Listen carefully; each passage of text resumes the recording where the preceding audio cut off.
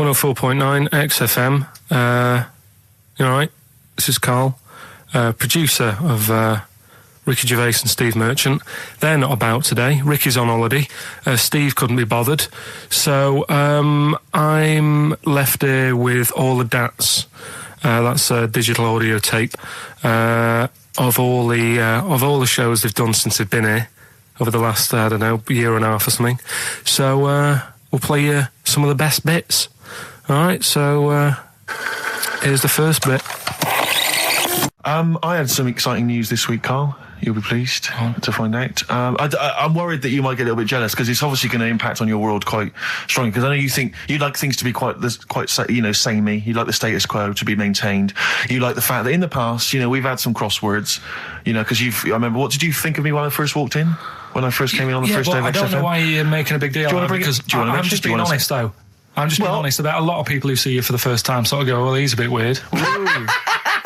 I know that, Steve, that you brought it up, and then you're again. But I'm sure that wasn't what he said before. No, did he say before? Well, he's a bit weird. Yeah, he looked at you, and I knew. I could see by the look on his face. You know when your kid and your kid's sort of scared of something, and they go, "Why is your kid?" He goes, "Oh, he doesn't like pigeons or spiders." Right. It was like that when I saw Karl, and I brought you in, and I went, "What do you think of that, Karl?" I could see the look on his face that he was disturbed. Sure. And then, as he said, you get used to it, don't you? Yeah, you get used to it. And you have changed a little bit. Your hair's a bit smarter now, and you got some nicer glasses and that, I think.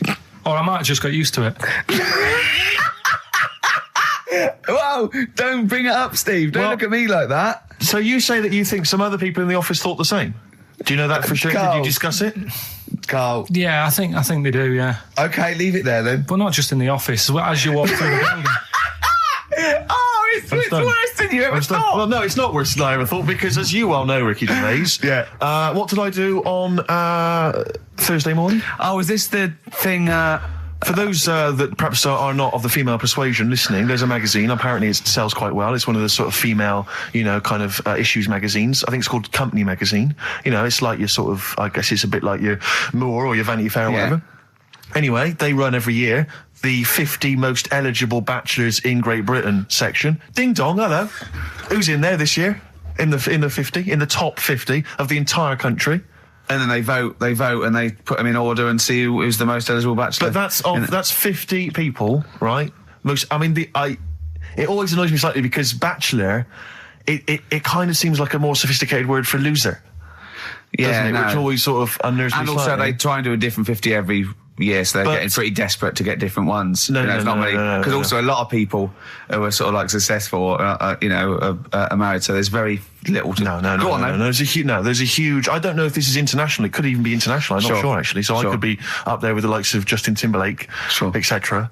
So Fred Durst... Yeah, that sort of person, So anyway, this is what's exciting, right? Although I'm slightly frustrated because they were telling me that last year, all right, because what happens is the readers of the magazine, they vote for who they think is number one most eligible bachelor, right? Last year, the prize was a 2-week trip in the Bahamas. Okay, this year, I'm rather annoyed because all I'm going to win is a moped. That's the prize this year. That's the prize this year, a moped. Whoa, backtrack. What? Sorry? Last year was a 2-week trip to Bahamas, and this year just a moped. All I'm going to get is a moped. All you're going to win is a moped. Yeah, you got no chance. You've got no chance. Who else is in it? Well, I mean, I don't know lots of people you'd never heard of. I know Duncan from Blue. So you're second to him at least already. I imagine you're going to come behind the other 49. Because there'll be people voting for me. They get to vote for me. Yeah, Steve. They'll see my photo and then they can vote for me. Yeah, according to Heat, I was 22nd most sexy man in the world. I better take that helmet back. I would. Rick, you may remember that last week we opened with some quality knob news. Knob news, yeah. It was Hitler's knob. Hitler's knob was one of them. That just sparked off into a whole bunch of other kind of knob-related discussions. Yeah. And I'm pleased so far to see that we're almost at the halfway mark for this first hour. And so far we've only talked about nudity and/or Todgers. Yeah. So excellent work from us. Well done, lads. Yeah. I'm looking forward to Dr. Fox and the rest of the Sony award committee listening to this one. Yeah. But more knob news. I don't know if there's a jingle for that, maybe. You nearly had the eye out. Knob news. Knob news, excellent. This is an extraordinary story. A woman tried to sue her bosses for £210,000 after finding a cooked penis in a canteen stew. Hospital cleaner Sophie, something, I can't quite pronounce that name, was eating goulash for lunch and could not cut one of the lumps of meat. You can see where it's going. I've got so many questions already. I know. She picked it up and tried to chew it, but it was too tough. Then she inspected it with workmates who all agreed it was a penis. Imagine that discussion. Yeah. Miss McLata said she vomited for the rest of the day, instantly became a vegetarian, and had to have psychiatric help. It's not known whether the organ was from a human. The case continues. Well, it can be found out, so that's one thing. Obviously, the doctors aren't confused. They're not going, I don't know, I've never seen one like it. Yeah. Also, why is she eating goulash? I know. I mean, that's my first question. Why... You got your lunch. What do you want? I fancy some goulash. Yeah. Some gooly lash. Gooly lash, Thanks very much it. indeed. Lancashire cockpot. Brilliant. Is on the menu. Brilliant. Only £5.50. Wangers and mash. I'd love some wangers and mash, please. Cock o' van. Cock o' van. It's already done for you. There's wangers and mash, cock o' van, Lancashire cockpot. That's just off the top of our brains. Yeah. So if you've got any of your own, keep them to yourself. We're not interested. What do you make of that knob news? And he's in a hospital. Yes, it was. No, hospital cleaner. You're right. Oh, cleaner. God. I know how your mind's thinking already. There's been a mix-up. What kind of mix-up? I love that. Some bloke's gone in, some lesbian's gone in, wanting a sex change. She's got a carrot for a cock. Stewing steak. Stewing steak. Oh, that would be great. Go on then, do a film review, quickly. Right. Well, today on film review, we're doing classic films, and today we're looking at Elephant Man, John Merrick, one of his better pieces of work.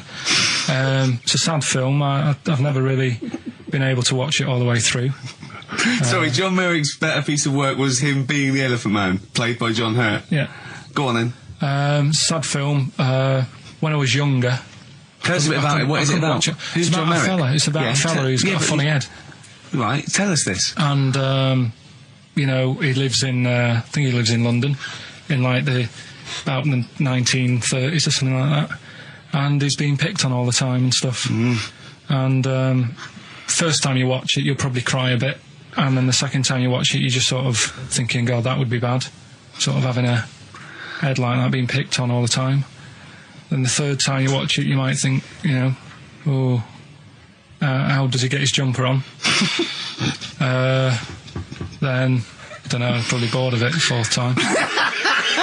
but it's well worth watching, so Elephant Man. Brilliant. Yeah, see it. Brilliant. I think if you want to get on TV, Carl, you'd be better as the subject of maybe like an omnibus documentary. Living with Carl. XFM 104.9, Ricky Gervais, Steve Merchant, Karl Pilkington. Tell us about this monkey, Carl. You're going to love this one, Steve, right? So last week we were talking about how, like, a lad left his family because there was problems at home and that. He went and lived in the wood. He got airy, right? No. Leave it there, Rick. We haven't got time to go into it. Right, so... That's what happened. And that's what happened. He lived with the monkeys. He went airy. That's what happened. Looked into some other stuff about, like, airy kids and all that. Yeah. Came across this story about a bloke, right, who worked in a zoo. Oh, dear. Right? So... Trouble's brewing. Loving his job and that, but it's quite a lonely sort of job because you don't see many people. You're just dealing with animals all the time, right? Ooh. So, anyway, he gets a bit pally with a monkey because it's the closest thing to a human. Well, that ape is. Right. Yeah, but you can't really go that close to apes. They're dangerous. What do you mean? What type was it? Do you Just mean let him tell the story. Was it a chimpanzee? I reckon it was a chimp, yeah. Yeah, you don't even know, so that's an ape. It was a chimp. Yeah, but it doesn't matter, does it? So he gets pally with him? Right, so he gets pally with him. Did they go on holiday together? Well, no, I mean, it starts off just checking each other out and, probably sharing lunch and that together. Yeah. Right? Anyway, this goes on for a while. They're getting on well on that. And then after a while, right, the monkey starts sort of imitating him a bit more and sort of walking upright. Oh, God. Yeah. Right? So he thinks, that's a bit weird. Anyway, they get on really better and what have you. So he thinks, he could live at home with me, because we're getting on the storm, right? So he takes him home, and before is this the beginning of Beneath the Planet of the Apes? I think it is. I think you've seen this on video. I'm worried, because he's already imitating him and they're moving in together. I'm thinking it's maybe a bit like Single White Female. Single White Zookeeper. Oh, brilliant. Right, so anyway... So it's moving in, and it's getting used to sort of the normal human life. He's having a cup of tea in the morning. Yeah, PG tips. He finishes the day off with a... dear. Finishes the day off with what? He doesn't have to move a piano at one point, does he? He finishes the day off with a little brandy? Yeah. What, he pours himself one. Is he wearing a smoking jacket? Yeah, I'll tell you what, Carl, you're a maniac, mate. No, this is why it attracted me. It's amazing, right? So he's having his brandy and that, loving his life. Next thing you know, he sort of... I don't know if he loses it or he gets shaved, but the top half of his body is hairless. Right, apart from his head. Right, so he's got a nice. So it's the opposite of the kid. Well, yeah, this is what I'm saying. That would happen. Right. Well, hang on, but so you don't know if he was shaved or if it's How did it say?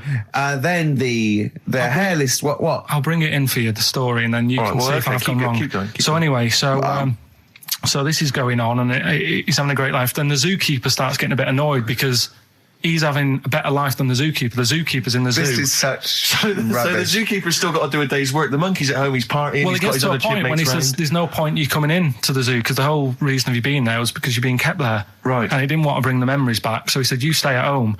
So you're talking such... Just let him finish. God, I don't know if I can sit here and listen to this drivel. I'm fascinated. It's nearly over anyway, right? It sounds extraordinary, Carl. So he's walking up, right? He's having a tea in the morning, finishing the day off with brandy. Gets a bit out of hand, only tries it on with the zookeeper's wife.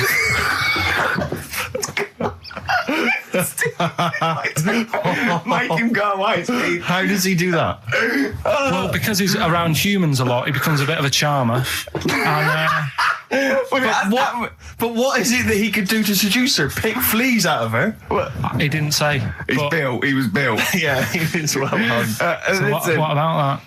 What do you mean, what about it, Carl? It's obviously not true. I don't understand how... I love the fact he becomes a charmer. He's got better taste in brandy. Exactly. And what was it that he was doing that seduced her?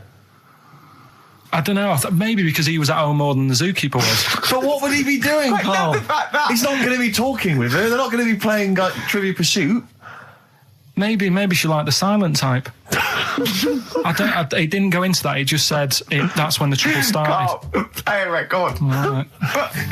Is that what Suzanne did when she brought you in? That was Radiohead, and they're there. We're not here. All right, pre-recorded. Coming up is one of Carl's little things. Enjoy it. Something else we're giving away. The Shining. It's more throwing away, isn't it? Once again, is it on video? Once again, it's on VHS. Just because you buy it out of your own money, Carl, stop being so mean. And I want to watch it tonight because it's one of those films that... So you're going to watch this video and then you're going to send it to someone as a prize? Yeah, it's one of them films that... Sorry, what, you just said yes to that without blinking? Well, yeah. You don't think, like, Les Dennis doesn't have a quick go in the car on Family Fortune before he gives it away? It costs $5.99. Jim Bowen has a go at those his and her towel racks. It costs $5.99, Carl. Okay, this is Carl in the classic The Shining. And what's the question? Well, we might ask that afterwards. Okay, then. Fine. Still trying to write the book then? Yeah? Yes. Good. Funny, someone told me the other day, weird thing about a typewriter, the top row of letters, the longest word you can write is typewriter. I'll just show you. That's weird, isn't it? It's just the typewriter being... You're not in the mood, are you? You're in one of those grouchy moods again, like you get into when you're writing. I'm not being grouchy. I just want to finish my work. Yeah, just being a bit funny, a bit offhand and that. Let me explain something to you. Go on. Whenever you come in here and interrupt me, you're breaking my concentration. You're distracting me. And it will then take me time to get back to where I was. Understand? Yeah, but I just was coming in to try and cheer you up. You know, if you... I mean, I'm full of ideas as well. You know, if you're having a problem coming up with stuff, got loads of stuff, loads of ideas you could write about. The other day I read about this airy Chinese kid. What do you want me to do about it? No, it's just that it could make a good book. Do you know what I mean? Sort of following round. That's swell. Well, I'd buy it. You know. But if you don't want to know, we'll have to... Don't bother doing it, but... Do you know what I mean? Just airy Chinese kid. It's weird because they're not normally that airy over there. Yeah, this kid caked in it. But if you don't care... I wouldn't touch one hair on his goddamn little head. You don't have to touch any hair on his head. Like I say, he's covered. Leave the head alone if you want. Touch his hands. He's totally covered in it. But I love the little son of a bitch. Well, don't go that far. You haven't met him. But I can sort it out. I'd do anything for him. I don't think you'd expect that much. Just take him to the barbers 3 or 4 times a week. You know, he's a good little kid. In fact, I'll do it. I think I'll write a book on him. Yeah? How do you think you can handle that? Yeah. You're not too busy, are you? Well, yeah, I'm pretty busy. I've got to sort out some monkey facts for the show this Saturday, but I reckon I can still... Why don't you start right now and get out of here? All right. I will. You're going to be like that? Couldn't borrow a pen, could I? See you later. There you Haunting. go. Haunting stuff there. Karl Pilkington in The Shining. You know, in the film, Jack Nicholson goes crazy because the suggestion is he's maybe possessed by demons that maybe are in the hotel. But, you know, if I was stranded in a desolate hotel, removed from all human contact with Karl, I'd go mental with an axe without being possessed by demons. That's more chilling to me, trying to get some work done and you keep wandering in. I'm trying to get Karl to spend a couple of days in the caravan with me, just for the hell of it. And he won't. I've offered him money, won't I? I think it'd be a great laugh, won't it, Karl? Oh, yeah, great. That would be terrifying. No, I want to film it. I just want to film it. Like a little video diary. There's Karl there, he's just waking up. Well, if I was stranded in that would be like being... I may as well be with Freddy Krueger and Jason Voorhees. That's more scary. The thing is, Ricky doesn't mess you about as much as he messes me about. No, you see, you've given him an inch. You've given him an inch and he's taken a yard. 12:30 you got in today. In 30 minutes between 12:30 and 1. The old bin lid on the head. He wanted to do that again. Yep. Squeezing my head, think he had a go at.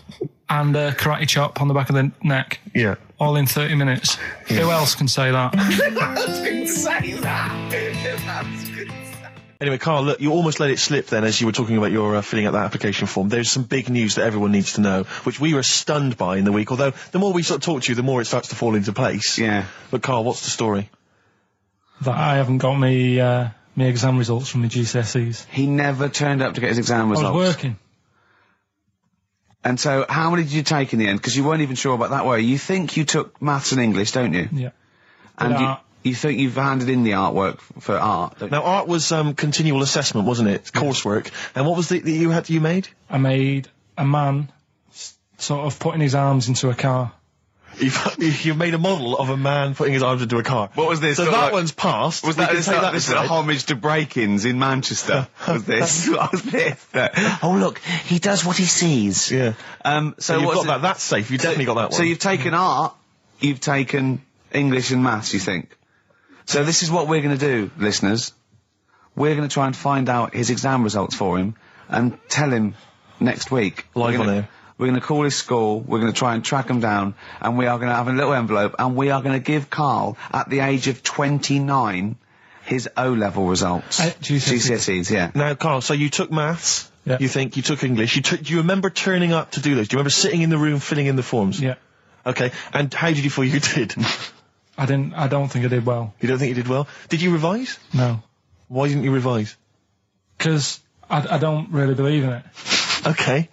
Well, it's just that if you don't know it, then you don't know it. You shouldn't have to start looking at a book. If I went to like the hospital, yeah, and the doctor said, "Oh, you need your appendix out," but hang on a minute, I've just got to read up on it. Yeah. that isn't good enough. Okay. He should know, and that's the way I feel about it. To be fair, though, He did do the revision beforehand. yeah, they don't usually pass on, maybe, when they're in practice. Yeah, 7 years information down they the took in line. by osmosis. Yeah, yeah, and bloke comes in and goes, can I just see what you did with that? And I goes, you've passed. Yeah. Phew. That's a good one. Yeah. Good job I watched Casualty. You don't talk to anyone, do you, in the week? You just hide in your little sound booth thing, and you really don't talk to anyone, do you? Much? Not really. No. I mean, you might call up. Yeah. But no, I keep myself to myself. Yeah. Then you don't get bogged down in the office politics and stuff. Yeah. Is there a lot of office politics here? I don't know. I don't get involved in it. Oh, yeah. Proved your point. So when we're away and we're, out of action, who, other than Suzanne, who will you talk to of the day? How will you get a sort of feedback from the world? How will you get sort of, input and... I always, if ever I've got, a question on anything, the internet's sat there and I can just go online and find out. The internet is good. It's brilliant. But it's not all verified. It's not all necessarily factually accurate. Anyone can put things onto the internet. It's it's freaks and things that put on things one, like... Here's one that I read in the week, right? Go on. About this woman. Yeah. She was a bit of a punk. And to get her hair done like she wanted it. Super glue? Right, no. She got lard. Apparently it's a popular thing, you might know. Put lard on your head. Yeah. And you put it in the oven. Oh. Now, apparently the heat that you get from the oven is different from the sort of heat you get from an hairdryer, right? And she had to do that to get the style that she wanted. But anyway, she comes into some money or whatever, treats herself to a microwave, right? It's not true. Opens the door, jams the things, the little catch, so the microwave works. She jams it with a screwdriver or a knife or something. Yeah. Puts the microwave on, sticks her head in, boils her brain. Don't be ridiculous. Right? Well, why is that ridiculous? Boils her brain. She boiled her brain. She boiled her brain. And this is what's good about the internet. I went straight from that, and there was a subject about brains. And do you know that Russell Crowe, when he dies, he's given his brain to charity or something, some sort of some people who can do stuff with it. She gave hers to Pot Noodle. Vesta. Yeah. Oh, That's boiling the a sort of skull. Yeah. It's not true. No. It's not true, Carl. Just urban myths. Someone made it up. Yeah. For a laugh. They're just too convenient urban myths. Everyone's you can tell an urban myth's not true because it's always this happened to a mate of mine, and when you say what happened then, they go, don't know, that was it. Was it? Was that it? Was it? Someone boiled a brain and that was it. There was no more story. Well, were there any dates, locations, times? I think it was in Belgium.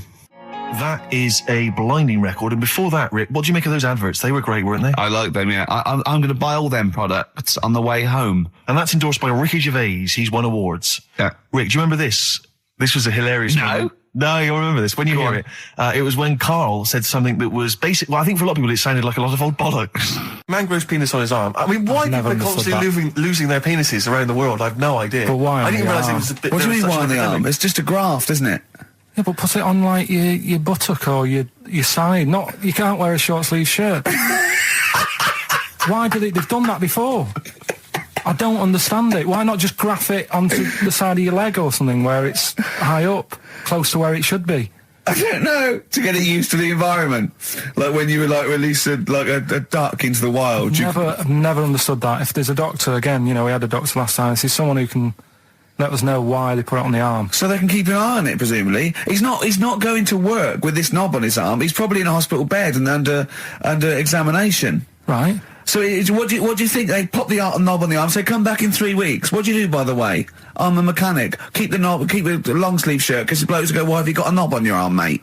What are you talking about? He doesn't go back to normal as a teacher. Sir, what is it? What is it, Simpkins? You got a knob on your arm. No, don't worry about that. Do your maths. What do you think this bloke's walking around with a big knob coming out of his arm? Why on the arm?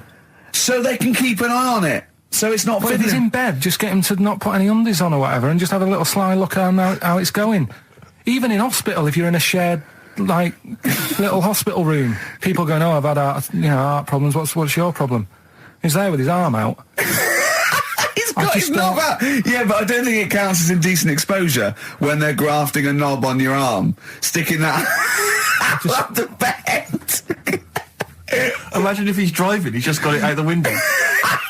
People driving by. Yeah. The fact that at the end is that bloke giving me the finger?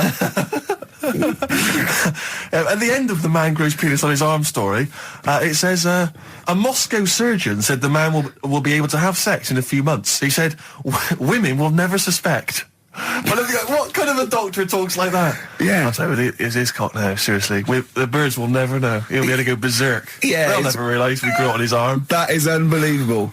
Will he have a little scar on his arm, do you think? Yeah. I don't get it. Like I say, 83936 if there's a doctor out there. Or indeed if you've ever grown... Or a tailor. Making you a shirt. What side do you wear your cock on, sir? It's my left arm.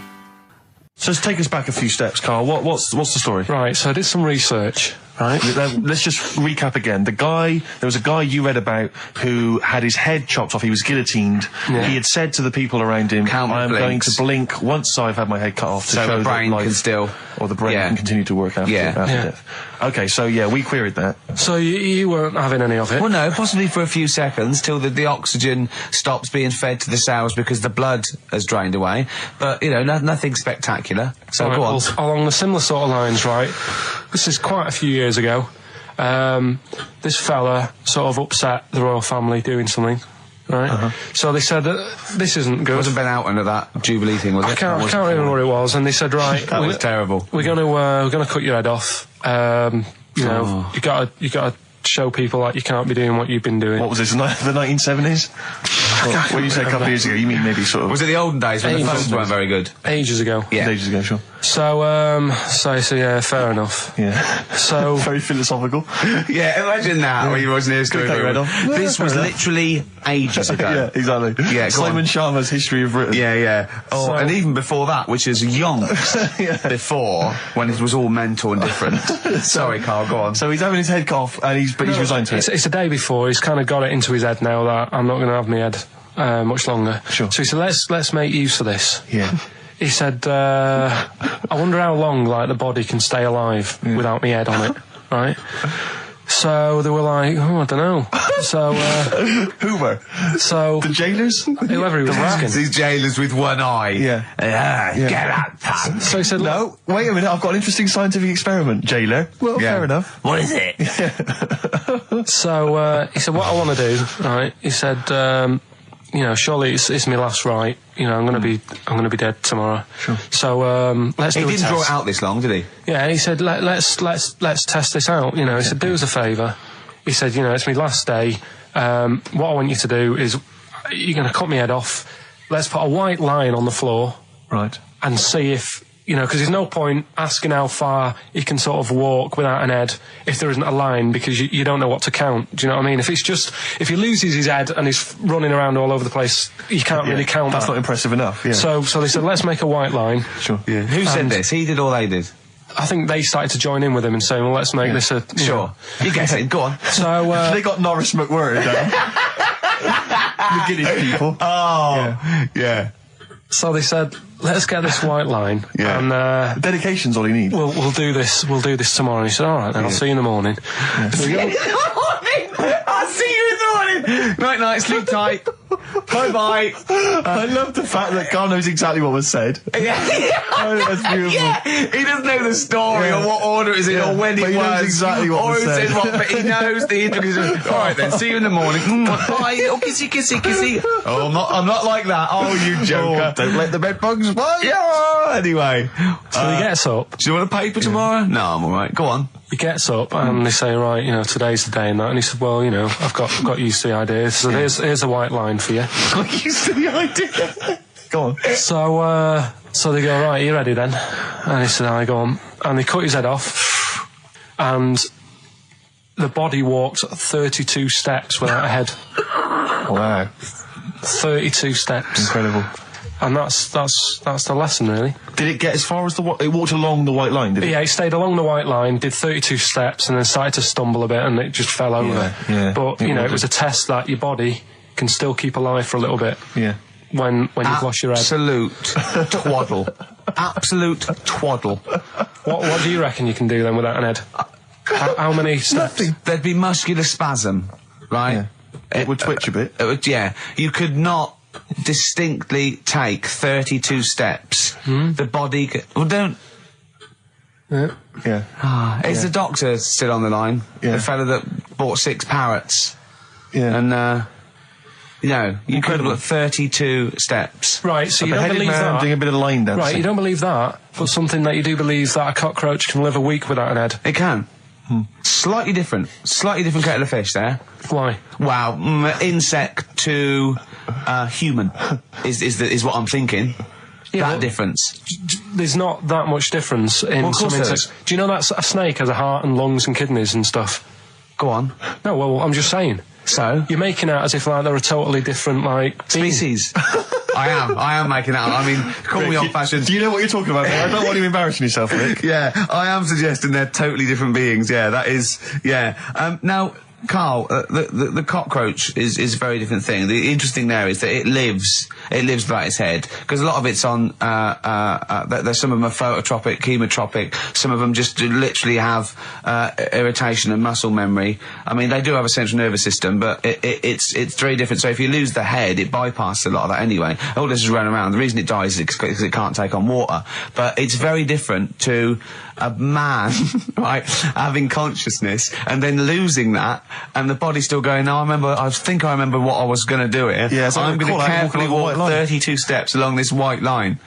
Imagine just looking down going, oh, missed a bit. Yeah. Maybe the head was in the corner going, left, left, left, oh, he's now, Well, let's just put it out. I mean, if anyone listening has maybe had a relative beheaded, maybe in a horrendous car accident, but they got up, maybe they went for a walk, they had a little chat before they passed on. Karl. Get in touch. Karl, you are my favourite being. You are my favourite species. Now, you, Karl, may not be particularly different genetically from a cockroach. You are. Why can cockroaches do that? Why whoever made them went... Let's play a record. Do you know what? When I told him this fact, I send him little facts on text messages just to inflame his, interest. I just sent him a cockroach can live 9 days without its head. He texted back, "What's the point of that?" Yeah. What's the point of They're that? not doing experiments, these cockroaches. He's a boring last week to have. And he went, and on top of all that, you're thirsty. So it's the worst week of your life, isn't it? That week without your head. Play a record. Karl. Competition time next. Oh. We need some Look at his little face. Look at his little face. You've not heard Karl's competition. Oh, he could do without an head. Made famous, of course, by Jimi Hendrix. Yeah. That's All Along the Watchtower, as originally done by Mr. Bob Dylan. On XFM 104.9. So, Karl, just take us through the moment where you gave this gift. Firstly, So you went into Boots, right? You thought, all right, 100 condoms. Brilliant. Okay. Did you wrap it up? I don't know if it was 100, probably 80. Right, okay. Yeah. Right. You don't want to go mad, do you? Wrap them up. I'm just resting easy knowing that he's not trying to breed. Right? No. Yeah. So, I got her them. I got her Grease on DVD, because she's always watching that. Yeah. Right? Yeah. So just think of when her mum said, what did Karl get you? Some condoms and grease. I was going to say, I'm glad he said on DVD.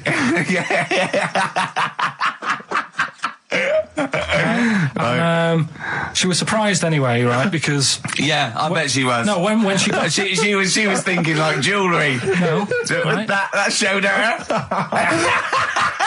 That surprised you, hasn't it?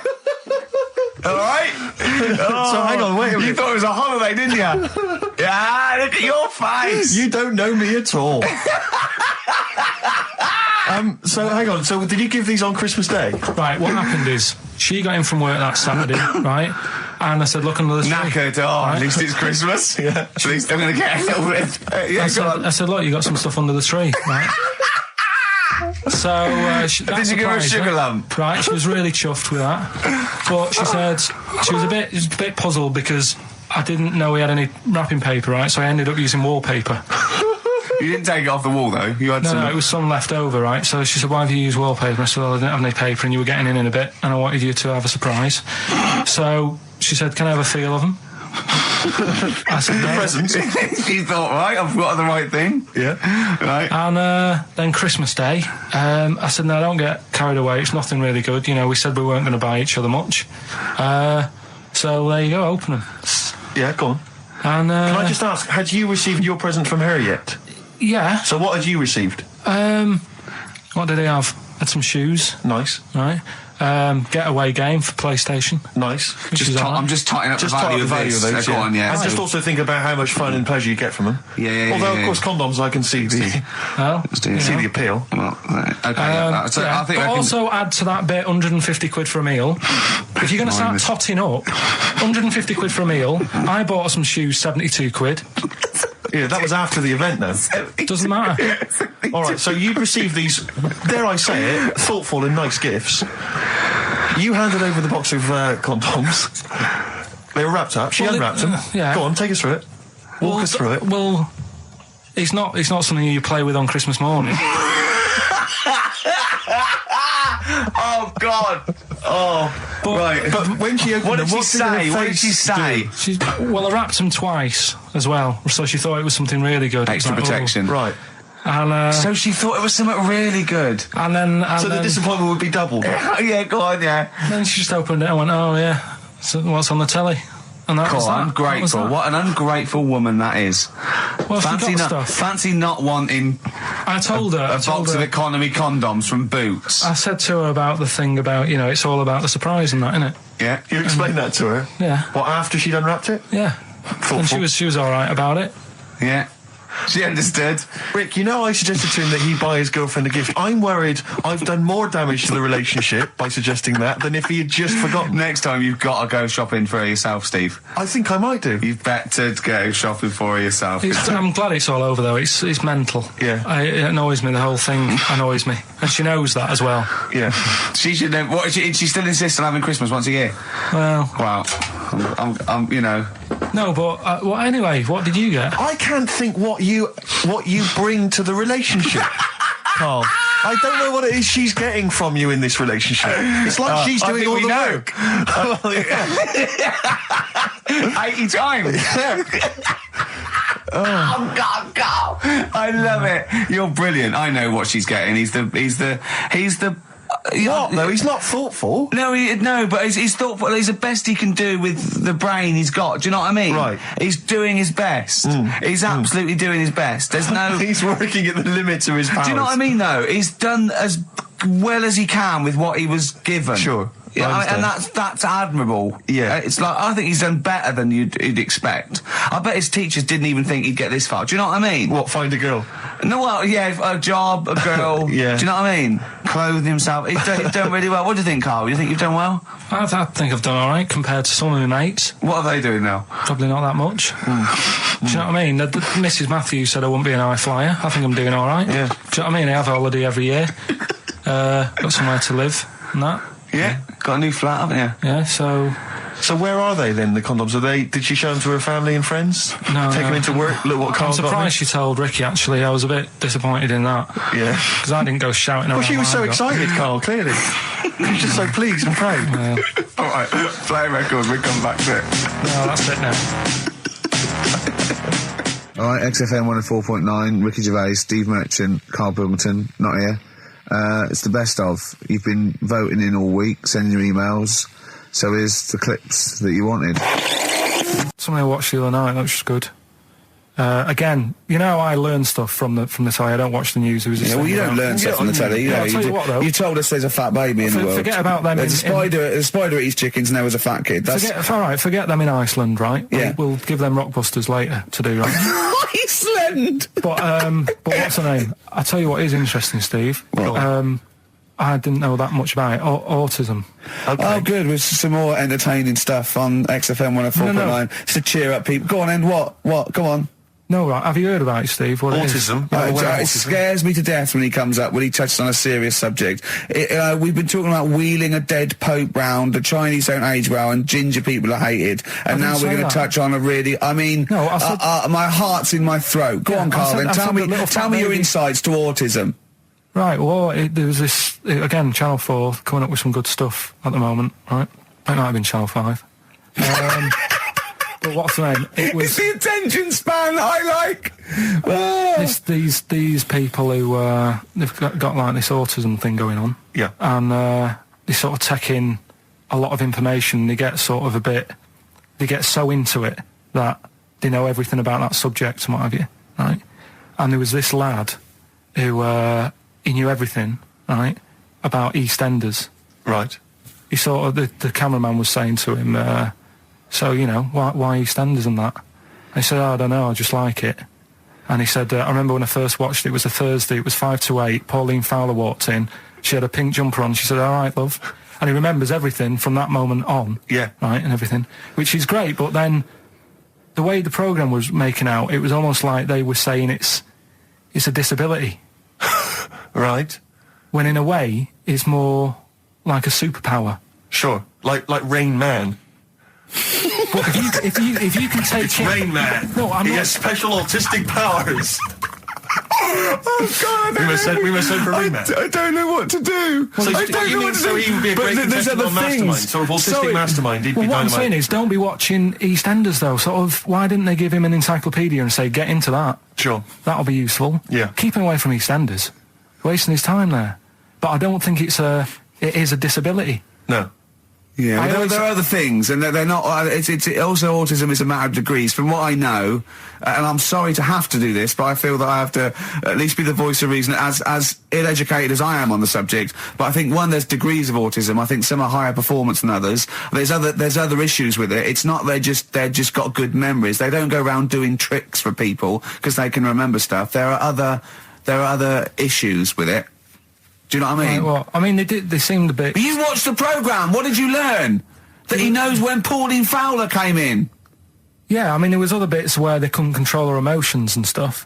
Oh, that other little bit, yeah. But the main bit of it was he can soak up information and stuff, and I'm just saying it didn't seem really bad. Do you know what I mean? There's disabilities where people say that's a bad disability. It's like how people say about... This is brilliant. This is just like this is amazing to be in a room with this man. It's incredible. You just wind him up and listen to what comes out.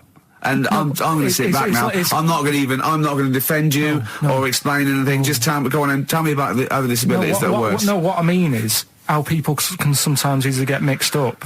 How people are scared of like a cyclop. Well, at the end of the day, he's got a disability.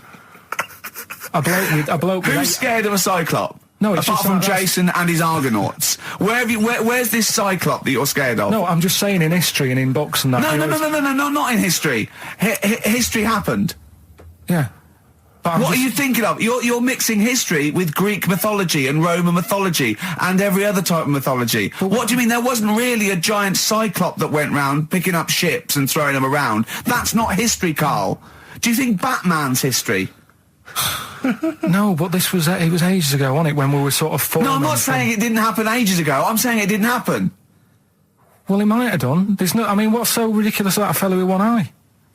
In the middle of his head, and he's big and scary and lives in a cave. Why is he scary? Because if he had 8 eyes, I'd be scared of him. At the end of the day, he's got a disability... we'll talk about it in a bit. That's the sort of thing I think we need now, right? We've covered a lot of stuff. What, education? Teaching, yeah. Well, okay, what do you want to know? Don't know. Have you got something? Can you educate us on anything? I've been reading bits So could we bring back just for one night only, educating Ricky? Oh, I'm excited. Yeah? Do you think it warrants that? I don't know enough about it. You know what I mean? About what? It sounds perfect. Play the jingle. Educating Ricky, he's getting smarter. A couple of things happened in the week that I read about. Okay. Keeping up on what's going on in that. Sure. Yeah. One was about that Galileo fella.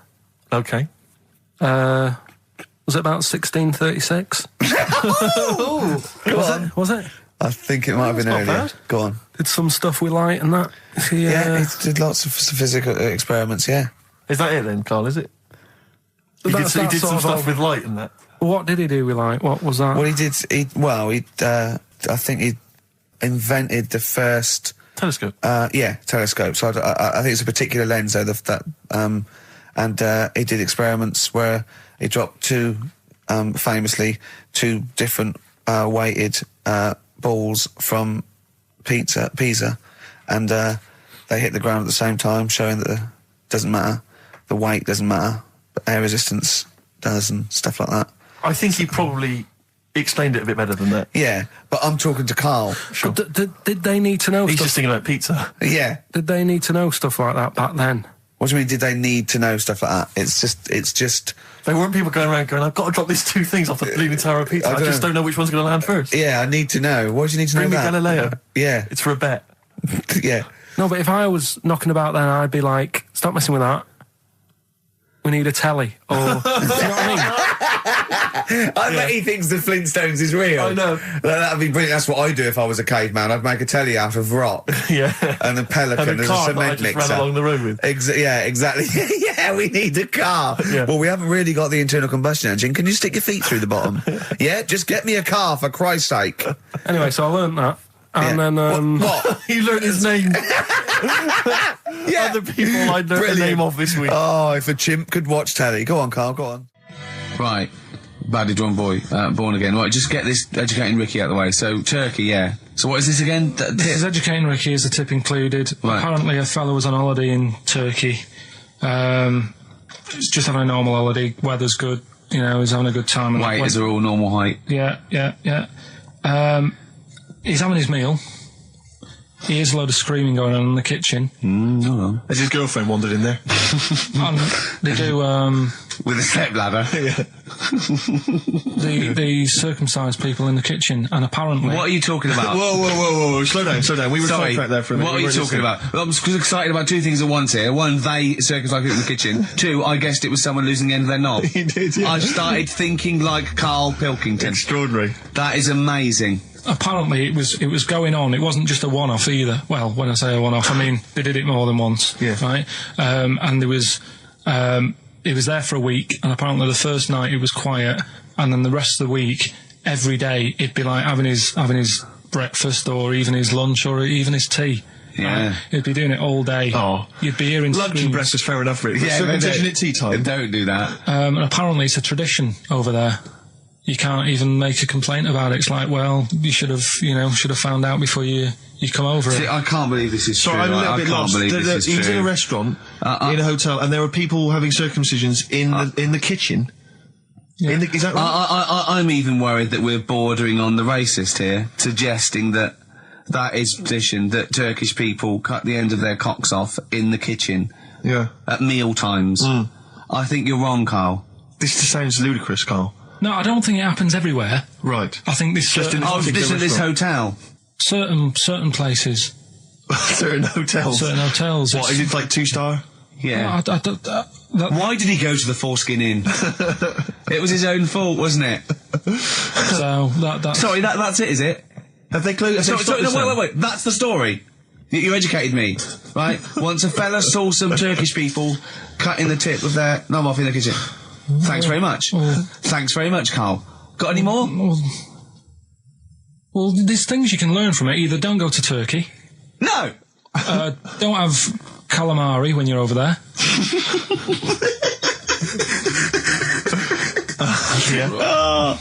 Karl, you've done it again. Well, Well, here we are again, XFM, on a Saturday. Just gone 1 o'clock, Steve, if I'm very much mistaken. But we're not here as such. We're away again, gallivanting around. We've got to do the special sort of best of again. Okay. Which we did a few weeks ago. So this is the best of the last 3 weeks. Which I think is, I think it's the best 3 weeks we've ever had. But I'd like it condensed into 2 hours. Yeah.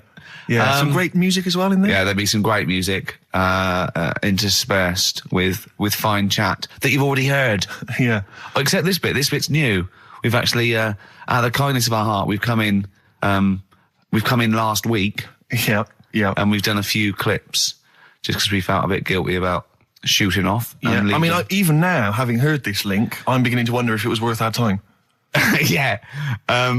Well, should we play a classic link? Let's play, what, from the last 3 weeks? After this is Feeder. all right. So here's the first bit. Ash, and Sometimes, lovely song. Got to apologise to our producer there because he was worried about there was nothing wrong with it. It's just like saying you like watching birds in the garden. It's just that I think you're better than that. I know, it's cheap, isn't it, to say like we like I like tits. tits. Yeah, I like cocks. So we're a bit more literary now. one of my favourite things is Fanny by Gaslight. Really? That's interesting. That's interesting. I'm a big fan of Moby Dick. Oh yeah, the book Moby Dick. Yeah, not the medical condition. There's nothing in your no. It's the big horrible thing that used to swallow semen. Yeah. Now in the winter. Yeah. Steve, go on. There's nothing I like more than to keep my hands warm in a muff. No, sure. You mean those kind of furry things that sort of classy looking ladies? Yeah, posh ladies often put their hands in. You know when you have a nice, like a party and they're leaving. Winter party. And you might take the wrong hat or something. There's nothing I like more than to see two posh women with their hands in each other's muffs. Oh, that's always And they're going, oh, this must be yours. Yeah, that is always funny. Yeah. That's always funny. Yeah. But seriously, no, I'll start this. You're right. I've got a degree. I just remembered that my favourite Beatles song is "Come Together." Yeah. Now we're going to stop this now, Carl, because it's childish. You're right. I've got a philosophy degree, for Christ's sake, and it's about time. Who's your favourite philosopher? Do you mind me asking? Well, I would tell you, except when I have a talk about it, I go into a Cockney accent. Really? So it can be like my favourite philosopher. I like a bit of Kant. Right. Is that Immanuel Kant, the philosopher? Yeah. That's strange. Yeah. That's strange. What's his name again? Kant. Oh, yeah. That can be weird. Can be strange. Look at Carl's face. At his face. Look at his face. Join in, Carl. Undo your trousers. We'd be like Stan Boardman when he told the Fokker joke. Yeah. We won't do local radio again for 10 years. Finally, White Van Man, what do you make of the fact that Sainsbury's are bringing in square tins? Is that a concern for you? Is that true? Apparently so. Why? Don't know. Like it's easier to stack. This is what the guy in the Sun has said. That should be interesting. That should be his comment on Sainsbury's are bringing in square tins. Is that should be interesting for meatballs.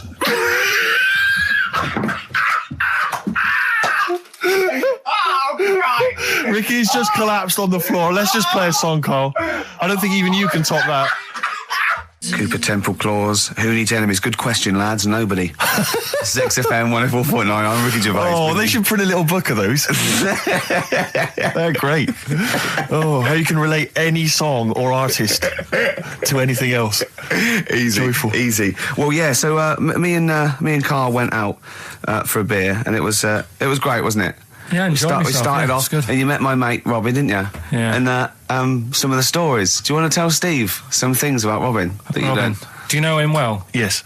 Well, do you know about his worm problem as a kid? Go on. Right. What I can remember is he had worms as a kid. Not sure how you get him. He never answered me. He was getting a bit touchy about it. Right. This is like the second time I met him. I think he was a bit annoyed that Ricky told me about his problem. What now? Straight away, you not being there, instinctively, what do you think went on with this story about worms? My suspicion is rather like when you told a group of people that Robin had once suckled milk from a cow's udder. Did he mention that as well? Yeah. My suspicion is that, like the cow story, the worm story is not true. But why would he get so sort of uppity about it? Well, imagine if that wasn't the first time he'd done it. Imagine if he did that every single time he was with somebody for the first time and Robin was just met them. He will tell that story to anyone. But they do say there's no smoke without fire. Robin.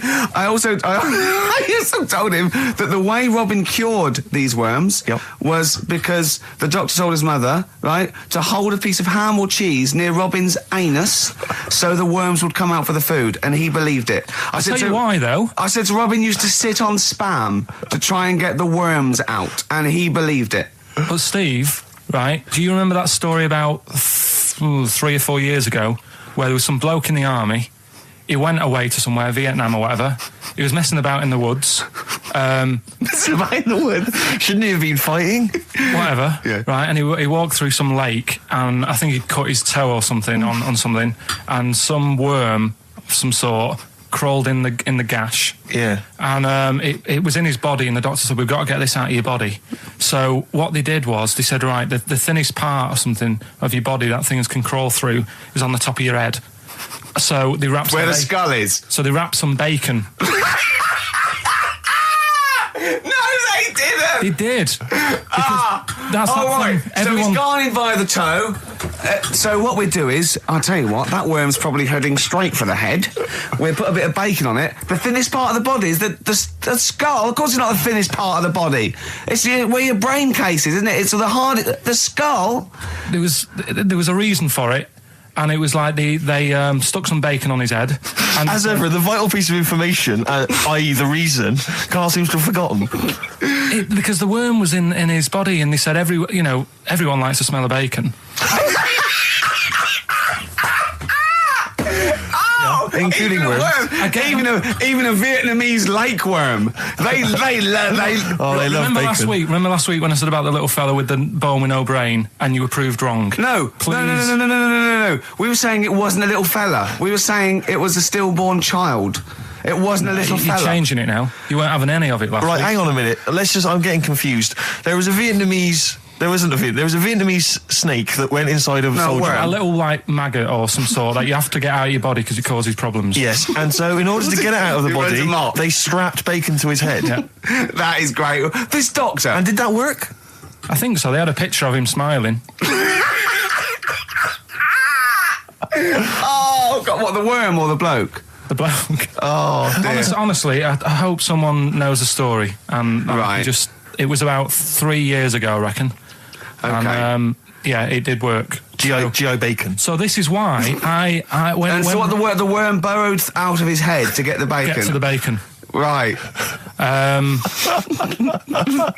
That's great. So this is why when Robin was telling his story, I was a little bit disappointed if it wasn't true. Right. Because in a way, Robin's never been to Vietnam.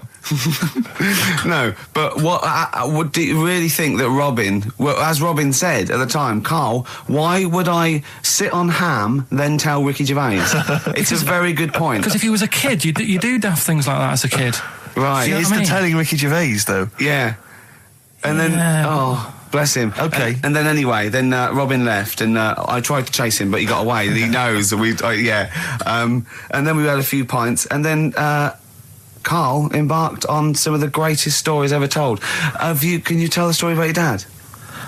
Let me run it by. I haven't spoke to him all week, so let me run it by him. Okay, play records. Because, What we got? We've got one of Steve's tunes. Yeah, well, bizarrely enough, this comes from the Teachers 2 soundtrack, the soundtrack to the current TV series. There's a slight whiff of nepotism in the air. Yeah. Rick, would you like to explain why? Well, that's why you're doing it. My girlfriend worked on it. But you were going to play this anyway, weren't you? Well, I was, actually. Bizarrely enough, I was going to play some I Am Clute, and this is from, as I say, the Teachers soundtrack. This is called To You. It's a good track. That's I Am Clute, a track called To You from the Teachers soundtrack. That's also got, I noticed, the Electric Soft Parade, the Hives, Star Sailor, Feeder, Turin Breaks, Mercury Rev on there. It's a good little collection. Lovely. Karl has just had confirmation. He's looking smug because someone phoned up and went, it is true, it's a Laogai chi worm and you wrap bacon around your head. That's all the bloke knew as well. Yeah. And his name was Gary. Yeah. So I'm not having it. No. And he said, see, that's why the Robin thing isn't so weird. He said, but when you said he tried it with cheese, he said I was having none of it. He's got standards. Strokes, hard to explain. Like Karl, really? Yes. So, Karl, concentrate. Yeah, go on. So, we'll leave the worm with the bacon wrapped around the head, shall we? Well, if you're ever caught in the jungle... Yeah, always carry some... bit of Danish. Good advice. Lovely. I'm Ricky Gervais, with me Stephen Merchant and Karl Pilkington, our producer. Right. In inverted commas, heat put. Yeah. They know. How are you doing, all right, Karl? Yeah, didn't they also write something about me bald round head? Yes, perfectly round little bald man head, they said, so... Because you need to know that when you listen to the radio on that. Really matters what my hair's doing. Your hair, have you given it a little polish? Because you look like a cue ball at the moment, and you've had a shave in it. I've never seen such a round head. It actually looks like a plate with ears. Yeah, well, for those that have never seen Karl, I actually, if you remember, I think he looks a little bit like Mr. Spoon from Button Moon. He does. If you've ever seen that show, that's also he looks like, you know when they say they find with a little 4-foot human and it's actually 500,000 years old and they give it a name and it's the first, Australopithecus into. He looks like one of them as well. Perfectly perfectly round little. He's the missing link. He looks half human, half monkey. Because he's got a slight slouch as well. So Yeah, it's I know, like yeah. those pictures where you see it going from an ape to a man. I He's one know. of those in the middle. Yeah, and of course his monkey hands, his hairy little wrist to those skinny little things that he can get oranges out of holes with, and it's unbelievable. Why are you so all shaved and polished and everything? Got a wedding. What? Got to go to a wedding today, so thought I'd, clean myself up a bit. Yeah. Shouldn't you be wearing a suit or something? No, I'll go home and put something on. Oh, okay. But Suzanne said, make an effort. I sort of had a shave and that, and then I came out of the bathroom. She said, "Oh, your head looks a bit sort of eggish." She's right. She always worries about when I have a shave, because I just, That's your girlfriend, Carl. I know. Saying that. Just think. So don't worry about Heat saying it. And funny thing is, it's Boyd Hilton, I think, of Heat that wrote it. And he's got a little bald head. Yeah, no, don't slag him off. Yeah, but on the end of his review, does it say, written by Baldy Boyd? No, because it doesn't matter, it's a magazine. Don't worry about it. Looking forward to the wedding? A bit boring, innit? But you've got to do it. They've probably listening. Should we do a shot? No, it'll be a great day for them, but I know what will happen. Suzanne will see, all the fuss and that, and then she'll get ideas, and I'll have to let her down and all that. Why is it you don't want to get married again? I always forget. It's just... Who's it for at the end of the day? I've been with Suzanne for 11 years, right? Sure. We're happy. Well, I am. That's what counts. You're never happy. I am. I'm all right. Yeah, no, I know you're happy with Suzanne and everything, but apart from that, you're never happy. You are the most grumpy, moany thing in the world. I mean, I get annoyed, but I'm always happy. I was annoyed here. I was happy coming here, but there was a bloke behind me walking and scuffing his feet. He had a pair of those stupid skulls on, and he was clicking and scuffing. Wear some shoes. You don't have to click. Pick your feet up. Flip-flops annoy me. But I'm happy. I'm just annoyed. You are just like, oh, the world's on me. It's rubbish, this. I know the world's great. It's just sometimes people annoy me by being there, But Steve said I should be locked in one of those towers that princesses used to be locked in fairy tales, so because everything annoys me. But you're grumpy. I'm not. I'm all right. XFM 104.9. We're not here. This next clip is one of my favourite clips. Look. It needs no introduction. Here it is. Right, okay, educating Ricky. What have we got? Airy Chinese kid, go on. Right, yeah. This is the... I didn't want to do this. What do you want to do it? Well, I wanted to give you three, and I gave you one. It was like the alien man gets a beard or whatever. Yeah, which was total rubbish, so this one should be better, maybe. Hairy Chinese kid. Right, well, we've talked about hairy people in the past. True enough. Haven't we? Yeah. The little kids who grew up in woods and hung around with wolves and that. Yeah, again, you're confusing it. Yeah, they're not... There were some people that were born... very hirsute. They were not the people who were brought up with wolves. Yeah. You just put that together in your Homer Simpson type mind. Right, well, this is like a sort of close to that sort of story. Yeah. But the weird thing is, right, Chinese people aren't that hairy as a nation. No, seriously, that's a well-known fact. They don't have that much body hair and stuff. Okay. So this little kid who was born over there, he was like covered in stuff. Was he? And it was only his nose that wasn't hairy. The rest of his body was caked in hair, right? And his hair sort of What grew. sort of hair was it? Was thick hair. No, what I mean is, was it sort of like a pony's mane, so he just looked like an Ewok? You know what I mean? Just like hanging down sort of straight, dark hair. In the picture, it looked like it grows from his eyebrow. It grows from his eyebrows quite thick. And then it just goes all the way over his head. You don't think it was just really long eyebrows that he'd done a comb over? No, it was all over his body. It had a picture of like his back and that. Yeah. And had he styled it? Had he styled it at all? Did he have it in a quiff or? No, it was just hanging all over him. Yeah. And they were like, this is a bit weird happening in China, where we're not normally that hairy. That was the scientist speaking there. And the local press and that were getting him down, calling him Monkey Boy and all this. Oh. And thinking Chinese press. But the doctor... Yeah. Oh, they're cruel, aren't they? It's like those game shows. That's Japanese, isn't it? Yeah. That's cool. Yeah. And the doctor said, I was Carl talking through all that time while we were just like talking to each other then. Because I turned round and I still saw he was talking. So anyway, the local press came in to see the hairy boy, the monkey boy. Yeah, they were like being tight, taking the mickey out of him, and the doctor said... Showing him nuts. Said he's only hairy. Said he's a healthy young kid. The only faults he's got is he's got a little bit of eczema and a boil. And he said everybody should just treat him the same, and I think he grew up a healthy kid. Yeah, so that's the end of the story. That's not a story. Why? Well, but I've got nothing. I don't know what to say to that. So someone in China was born slightly hairier than the rest, and he was normal apart from eczema and a boil. That to me isn't a story. But if it is, I've got a million. I mean, it's sort of like bloke from Manchester went a bit bolder than the rest, got a job on radio. He was normal. I mean, that's not a story, is it? So we'll move on to this next one, right, which is brilliant. Dead short story. So, right, old woman, about 70 years old. She's normally fit and healthy and stuff, nothing wrong with her, she's having a good life. And one day, she goes for a check to the doctors, just to check herself out, because she's getting on a bit. It says, take your clothes off and that. So she does, and checks her out, says, yeah, you're looking good. Turn round. He said, oh, God. He said, you got a tumour on your buttock. Right? So she goes, oh, well, can you do anything to sort it out? So they go, yeah, we could book you in for an operation. It's best if we remove this. Books are in for an operation. Operation day comes, strip her down and that. They're all stood round, the doctors. Start to operate. It only turns out it's a pork chop that she sat on 5 years earlier, and it had stuck to her buttock. Right, Carl. I can forward you. Listen.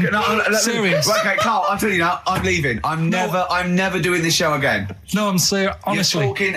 I've never had such.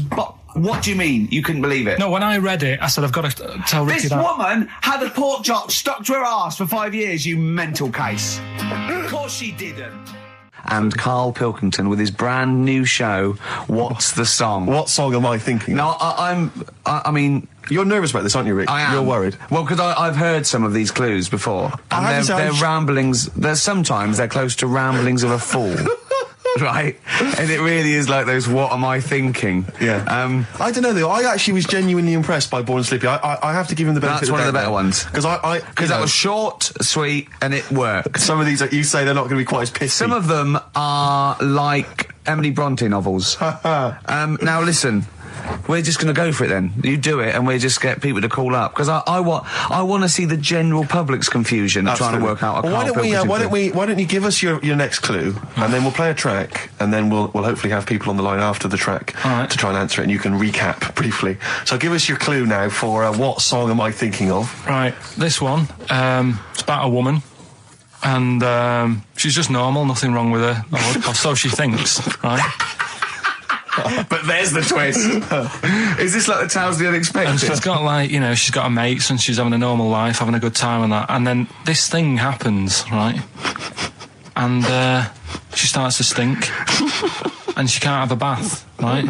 And she really wants to have a bath. She's dead sweaty and stuff. She's going about her daily stuff. She can do everything else normal. She can eat, she can talk, everything. But for some reason, she can't have a bath. Is there a coal mining husband in the bath? Yeah. Is this Born Stinky? She can't have a bath. So a woman can't have a bath? Yeah. Or a shower. She can't. Okay, leave it there, Rick. Don't try and guess. It's not for us to guess. The general public can phone up and ask questions, so I just go for it. I'm not sure they can they? I think so. We don't want just people just phoning up and getting it. I'll tell you what about this? Why don't they can ask one question? Yeah. They can ask one question of Karl, then they have to make a guess. Okay. 08700 800 1234. Have we got someone on the line now? Let's do it. Let's go for one. Let's go for one. This is edgy radio. Letting Karl stuff. Live. Go on. Hello, XFM. Hello, I'm ringing about what's the song? Absolutely. What do you think? Well, I'm going for Dirty Diana. Dirty Diana. See, that works. That's a great guess. It does. Yeah, but it doesn't work because why can't she have a bath? Okay, so the answer is in there. I was going to ask you. Well, that's your one question. That'd be the answer. That would be the answer, I'm afraid. What was your name? Shelley. Shelley, thanks very much. Shelley, I should tell you that, that you should never take this personally, because no one can really get into the mind of Karl. So don't beat yourself up about this. I don't expect anyone to get these clues. No. So well done. That is a fine guess. Thank you. Thank you. Okay. Anyone else there? Let's hello XFM. Who's that on the line? It's Chris. Hello, Chris. A question for Karl? Before you give your guess? I haven't thought of a really good question or anything yet. You just want to go for the guess? No, what I thought was, I'm sure Simon Mayo used to do this when he did the breakfast show on Radio 1 years ago. No, he didn't. So you've just pinched this idea, Karl? If you're going to rip someone off, Karl, do not rip off Simon Mayo. I haven't ripped this off. I thought this was a new idea. I was going to do it with sound effects instead, but that's... he used to do that, and he used to get his team to play other characters. You idiot. Well, no, hang on. Not you, Chris. I'm saying you idiot to Karl. Yeah, but nothing's new anyway, is it? So I'm not getting annoyed about it. Very true. What do you think the answer is? Is it Cornflake Girl by Tonny Amos? Good answer. She couldn't have a bath because she'd go all floppy and then go down the plug hole. Good answer. She'd go all soggy. Yeah. So is it Cornflake Girl? No, it's not, but that's a great answer. It could have been. All right. Okay. You're already seeing the error of this, aren't you? I think this is great radio. I'm really hooked on this. I'm genuinely excited. This is really like that. Those so-called lateral thinkers. A man got into a field and dies. Why? Yeah. He ran out of air. No, not the one I'm thinking of. He was shot. Well, no, that was a good answer. Well, couldn't Simon Mayo sue you or something for doing it? Will you stop? Don't mention that. Yeah. Listen, I think if you're going to steal ideas from someone, it should be a brain box like Mayo. I mean, he's the man. The only example of one I can ever remember here on his show, because I was quite young then, was some people were pretending to tap someone's phone or something, and then they got caught, and the answer was just bugging by whistle, because they were genius. That was absolute genius. That's absolute genius. See, Karl, that's the sort of standard you've got to come up against. Yeah. Thanks very much, Chris. The phone lines are hot. Hello, XFM. Hi, is it Candy Perfume Girl? Is it what? Candy Perfume Girl. Candy Perfume Girl? Yeah. Candy Perfume Girl. Is it? Well, who's that by? Madonna. No, it's... That sounds like an obscure album track.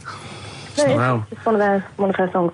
Just think about it. She stinks and everything. She's a normal life. I didn't say she was a sweet or anything. But for some reason she can't have a bath or a shower. Is this a big song? Just to give him a clue. It's a bigger song than Candy Sweet Girl. Thank you very much indeed for your guess. It clearly is Thank you. Cheers. Sorry. Okay, one more, then we go to a record. Come on. Okay. Go on. Hello, XFM.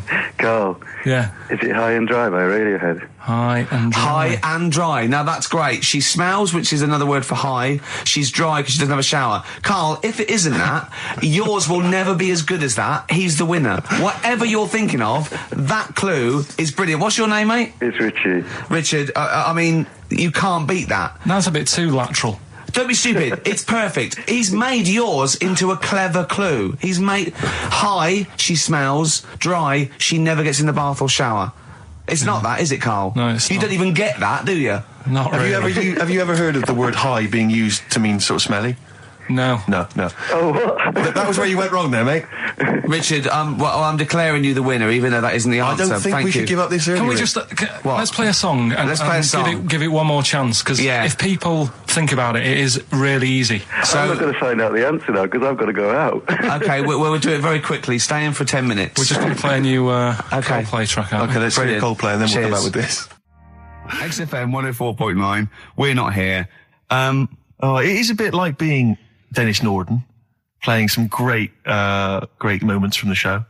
I was just imagining Dennis Norden one day, sort of just like waking up out of his stupor. He's doing this, and he'd go into the producer and go, I've just seen a couple of my programmes. I just saw It'll Be Right on the Night 18. It's shit. It is terrible. Why didn't someone tell me? Well, we didn't want to upset you because, But I've been doing it way too long. Well, you can just let me go on forever. Well, until you died, yeah. Well, why can't my son take over? Well, he's 80, Dennis. And the jokes I'm doing, they're awful. Why have I got that clipboard? I've written these jokes, they're not funny. There's an audience, they're laughing. What are they laughing They're not at? laughing, they're not laughing, that's canned laughter. Who are those audience? Who goes to an audience for It'll Be Right on the Night? A lot of them are older than you. It can't be right. Do you know we have 15% fatality in one of your audiences? But I went home at Christmas, I watched one of the episodes, it was with my family and friends, I said, watch this, you'll love it. Stony face, no one laughed, they all thought it was shit. Well, it is shit. Well, why didn't you tell me earlier? We didn't want to hurt your feelings. You're an old man. You may be upward of 102. I didn't realise. Yeah. A quick query for you. This is from Jay. He's got a problem here. He says, my parents won't let me ditch my studies. He's currently reading modern languages at London University. Sure. He wants to follow his dream, but his parents won't let him, of being a dancer. Carl. Worse than that, he says that they're trying to arrange a marriage to a bunch of minging daughters of people they know from good families. He doesn't know what to do, so he's got the arranged marriage coming along, and he's also got, he basically wants to be a dancer. His parents are forcing him into something more practical. Well, the first thing, right, I don't think Live your dreams? The arranged marriage thing is such a bad idea. Okay. Because I think too many people go on looks. Right. And then you soon get bored of that, and you find out the person who you're knocking about with, it's actually not your type. Right. Why don't you arrange marriages for people? Well, I'm just saying, right, so I'd say, Jay, go along with that. I wouldn't worry about it. Okay. I mean, if they're really ugly, then, don't go along with it. But if they're half bad, put up with it. That's all right. The dancing. Brilliant. Right? That's that solved. Brilliant. I wanted to be a dancer. After I did the boxing, right, I joined a dancing thing just near Man United's ground, right, called Twiggy's. Went along, I wanted to learn some moves. How old were you? Well, it was when Michael Jackson was pretty big, so about 83, 84, 85, something like that, around there. Wanted to do it. When I went, it was shut and it had become like a warehouse for toilet rolls. So in a way, I wonder what would have happened. Sorry. How is that an anecdote about you going through dancing? You've told me before you did boxing for a while, you did dancing for a while. You had a true fight in the boxing. You didn't even get in the. That's not an. Imagine if that was a film. This is a boy's dreams of becoming a dancer. Oh, it's shut. Next on. I mean, how is that a story? Yeah, that was Billy Elliot. Do you think it would have won quite as many awards? Yeah, brilliant. Footloose. All right? Yeah. I'm fed up they banned it. Let's go. Oh, it's shut. Flash dance. First, there was... it's a warehouse. Never mind. I'm just saying, you'll find something else. I think I got a go-kart after that. I bought a motorised go-kart and kept myself busy with that. So... There's always other things. Just think, Alan Bennett has to sit down and really sweat over his stories. Yeah. He just opens his mouth. You are a living Alan Bennett character. So that's solved. Well, Jay, don't worry about that. There's no emotional problems I can foresee if you follow that advice. So the advice there is do an arranged marriage. If she's not ugly. minging, she's not completely minging. Yeah. And don't worry about dancing. Get a go-kart. Cheers. Great. Well, I didn't really want to make it a Christmassy type show because I don't really like it. Oh, he's done it again. What, you did Christmas once, didn't like it? No, my dad always said... Oh, right, steady on. Dad said Christmas morning was for for me. So he used to stay in bed. So he never... That's brilliant. That's a great thing to say, isn't it? Yeah. Christmas morning's for you. Run wild. Do what you want. Just don't bother me. I'm going to Honolulu for 2 weeks. That's great. Dad, it's Christmas. Do I have to do anything? No. So my mum used to get up because she used to like to see my face light up, when I open my presents. And then... to give fireworks. And then I'd have to go to my bedroom from about 6 o'clock onwards because my mum and dad were into having big Christmas parties and I wasn't old enough to go. Right. So they'd say, right, you've had your fun there, you go up to your bedroom, stay in there. Really? Yeah, I remember one year, right, I got a train set, that's what I wanted. Yeah. Right? It's brilliant. Playing with it all day. I thought, I don't mind about the party, I'm happy staying up here playing with this. Brother comes in. He's had a few, right? He's going, give us a go on your train. How old is he? He's a bit older than me, so he might have been let's see. Well, let him be 18. Probably about 18, 19, and something like that. I had a train set, so I don't know, about 14. Something like that, right? So I'm playing on that, loving it and stuff. And then he comes in and goes, give us a go. He turns the transformer up to 14. He went really fast for about 5 seconds, broke it, and then he went back downstairs. Wow. So Christmas, I hadn't even got Sounds Christmas like the Conservative government with British Rail. Satire, though. Rick, I just thought that there's satire. If there's any satirical shows listening or it doesn't work in any way because there's the analogy falls down apart from there being a train. Think it through, though. British Railways trains. Yeah. And the government broke the trains in many ways. They didn't break them, like, not officially breaking them, but they kind of... It does work. It's perfect. Oh, I'm pretty pleased with that. And I can't... And no one's asked him to be on Have I Got News For You? It's weird, isn't it? Because it's strange, that, when you've got a satirical mind that's as quick as that. Yeah. And he's broke your little train set. So what did you do? I just, watched telly and had some sausages. I bet you were happy with that, though, weren't you? Oh, it's a bit annoying, though, isn't it, when your main present of the year's been broke. And did it ever get it fixed? No, that was it. Put away. I'm intrigued why your parents wouldn't let you come and join in the festive fun. Was it like really debauched down there? Was it like eggnog everywhere? Well, no, but I mean, that's fair enough. 6 is a little bit early, but I just think, if you're a kid, he had his fun, put them to bed at 8, maybe. And do you think so on Christmas Day? I thought that was a day for family. Well, not if there's a party going on. Well, don't have the party on the Christmas Day. Well, that's another option. Yeah. Your parents are weird, aren't they? A strange breed. Well, I think that was the year, right? You're talking about buying presents and stuff. I think I did treat my mum to... I didn't buy my dad anything. I think that was like when I got a bit older, he used to get me dad something because he wasn't that bothered anyway. No. So, got me mum. There was a cheap shop, right? Of course. Thank God for that. Called Snips. Right? So I went in there and I thought, let's see what I can get her. And remember Victoria Plum? I don't think so. Well, it's like a fairy character. Right. I mean, Mum's into gnomes and stuff, right? So I thought, right. She must be pleased with you, then. Victoria Plum. I was thinking, is that one of the neighbours? Is it like a brandy liqueur? Do you remember Victoria Plum? Victoria Plum. Victoria Plum, yeah. It's like a little fictional sort of character, right? Okay. So I saw it. I thought, yeah, she'll love that, right? So I did my paper round, saved up for 2 weeks, right? Aww. Got that sorted, went to Snips, bought the Victoria Plum. Next day, I'm in town with her, right? So I think, I know what I'll do. I said, come in here a minute, right?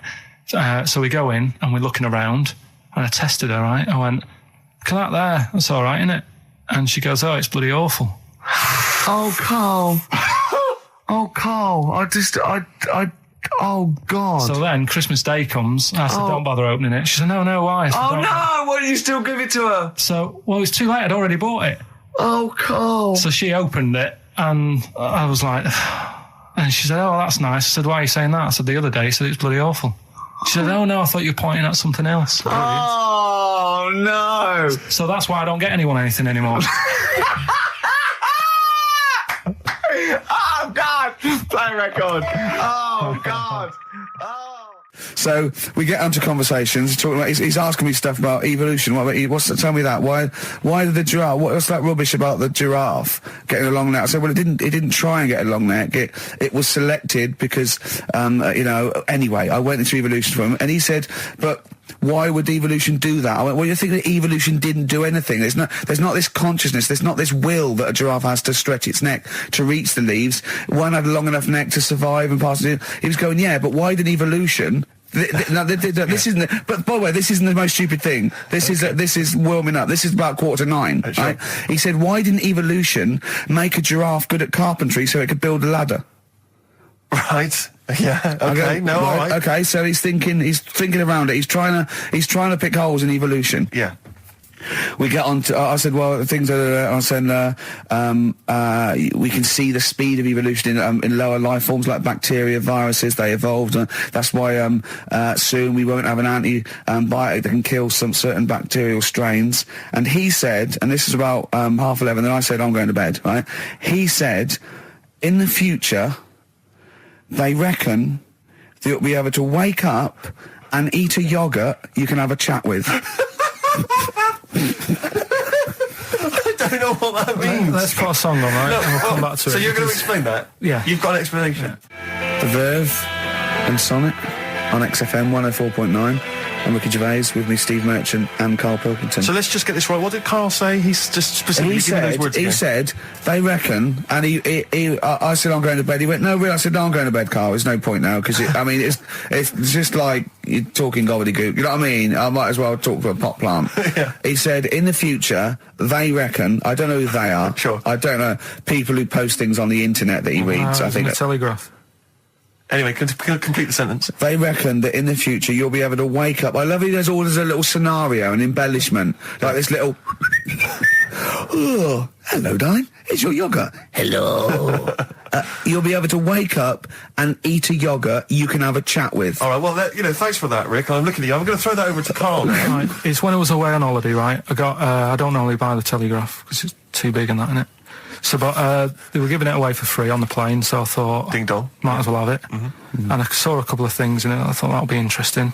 I saw this thing about the future, and it was talking about evolution and what have you, right, which I always find weird, because I always think that maybe we've sort of done it wrong anyway. Do you know what I mean? I sometimes think you can't by definition, evolution can't get things wrong. Things change, that it's not successful, it can't pass on its genetic material, but if you're around, it's working. If you're around, it's working. Slugs are as evolved as they need to be. Slugs are as evolved as you and me. That's true enough. Yeah. No disrespect, but it works. It works. Sorry, they're around. anyway, what's your point, Karl? No, I mean, I think we probably would have been better off staying as a fish. Just because there's more water than land, isn't there? Right. And you wouldn't drown. This is why I went to bed. No, I'm thinking of dozing off now. Yeah. No, but do you know what I mean? From what was it? It was bacteria, it was fish, mermaid, man, onwards and what have you. So anyway. Oh God! No, there are a few knowledge gaps in your theory of evolution. You generally got it right though. So but I mean, basically, it went bacteria, fish, mermaid, man. What's next is the big question. So it was telling you all about this and what have you, and saying how like we shouldn't have interfered, because maybe if we wouldn't have invented planes and what have you, maybe we'd be able to fly and what have you if we really needed to and stuff like that. Okay. So we've interfered with evolution, you see. Right. Well, then it was saying, well, what's the future got? Well, yes, in one way we have interfered with evolution. Yeah, the evolution of the human being in society is changing. It's no longer based on the strongest or the fittest, because medical science can keep us alive long enough. People can pass on their genetic material where without this civilization they wouldn't have been able to. So yeah, there are different parameters, there are different pressures, there are different things that say whether we're going to pass on our genetic material or not. Okay, so in that sense you're right. And that, Rick, as far as I'm aware, has led to a yogurt that you can eat and have a conversation with. So this is what it was saying. It was just saying, we're living in mad times and that. There's a lot of weird stuff going on. One of which is... And the fellow was just saying, with computers and stuff like that, the way it is, we'll be able to wake up... Go on. Have a chat with your yogurt and have something to eat. What do you mean, have a chat with your yogurt? Because of the amount of... I mean, you have them yogurts already, those friendly yogurts. Those bacteria-friendly ones, so this is just a really friendly one. Yeah, they don't... Oh, God! I might burst! Do you know what, sometimes, Karl, I think that we're having a chat with a yogurt. Do you know what I mean? There can't be any difference. Yeah, but then I'm always reminded that would be more entertaining. That would be more informative.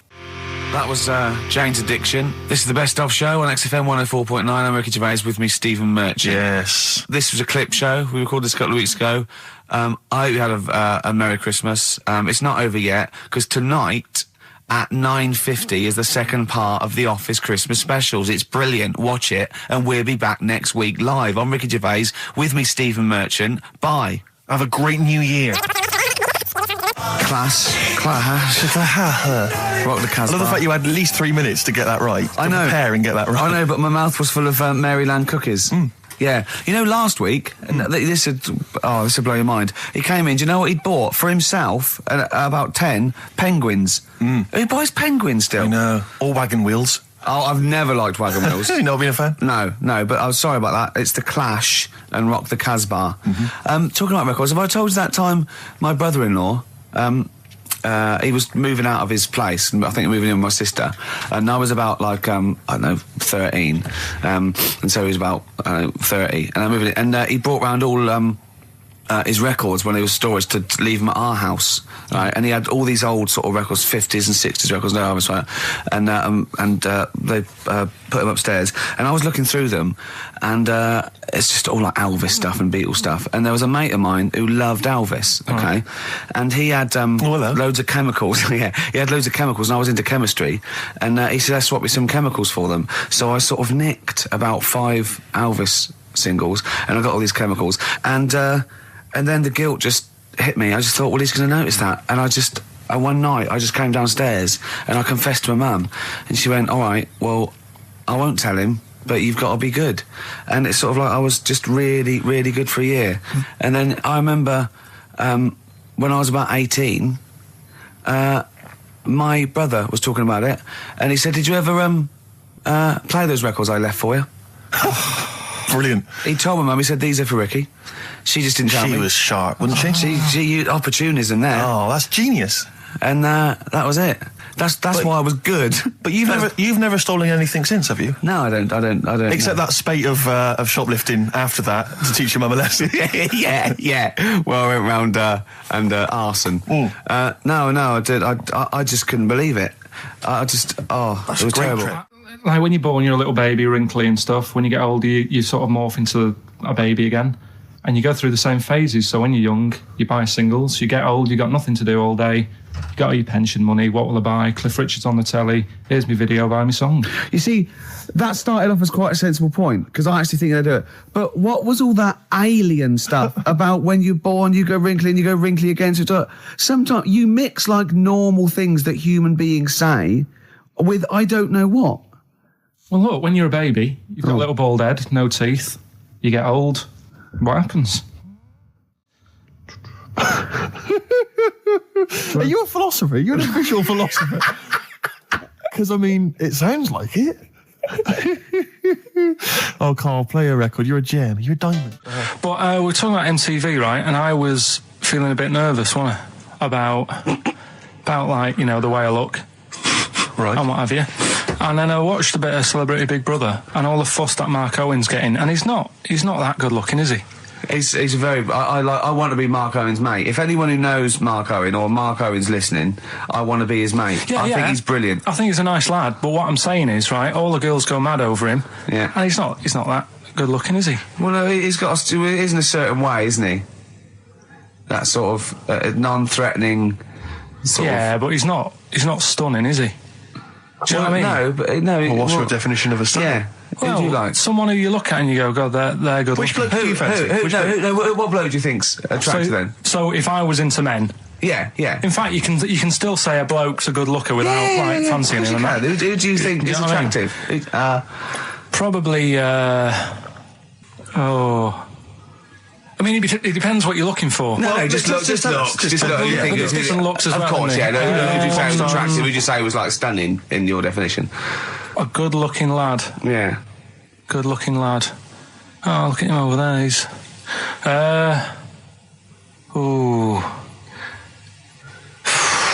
Do you find, Robbie Williams? Do you find him attractive? Boy Next Door. Look. No. Who do you? Karl, hurry up, because it's we've only got 2 hours. Probably. Do